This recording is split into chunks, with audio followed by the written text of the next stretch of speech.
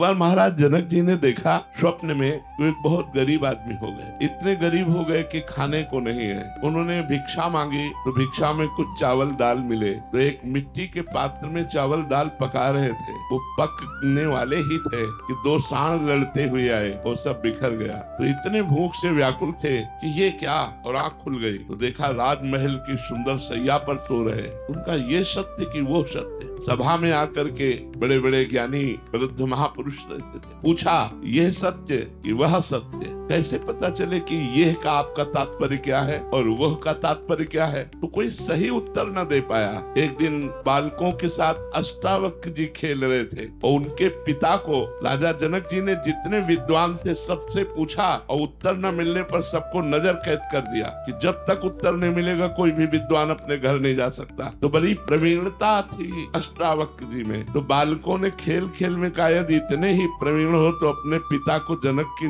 नजर कैद से छुड़वा लो। तो माँ के पास गए और उनका आज तक आपने बताया नहीं कि हमारे पिता जनक की नजर कैद में है, मैं अभी जाता हूँ। तो उनका बेटा पति तो गए ही और तुम भी हमारे पास कौन रह जाएगा? उन्होंने कहा माँ मैं समस्त विद्वानों को एक क्षण में छुड़वा दूंगा। अष्टावक्र जी गए तो सभा में जे ही पहुंचे तो अष्ट जगह से टेढ़े थे तो चाल तो बड़ी, तो सब हंस पड़े। तो उन्होंने जाते ही कहा जनक की सभा में हमने सुना था ज्ञानी है, लेकिन यहाँ तो हमें कोई ज्ञानी दिखाई नहीं दे रहा। तो जनक जी ने कहा आप सभा को ऐसे कैसे संबोधन कर सकते हैं कि यहाँ कोई ज्ञानी नहीं? बोले आप लोग पहले हमें बताओ हंसे क्यों? बोले आपको 8 जगह से टेढ़ा देखकर। तो बोले आत्मा को देखने वाला ज्ञानी और शरीर और हड्डियों को देखने वाला ज्ञानी। बोल जनक तेरा प्रश्न क्या है? अष्टावक्र जी गुरु हैं जनक जी के। जनक जी ने कहा ये सत्य कि वो सत्य? तो सीधे एक शब्द में उत्तर दिया, ना ये सत्य और ना वो सत्य। जो जागृत है वो तुम्हारी स्वप्न अवस्था में असत्य हो गया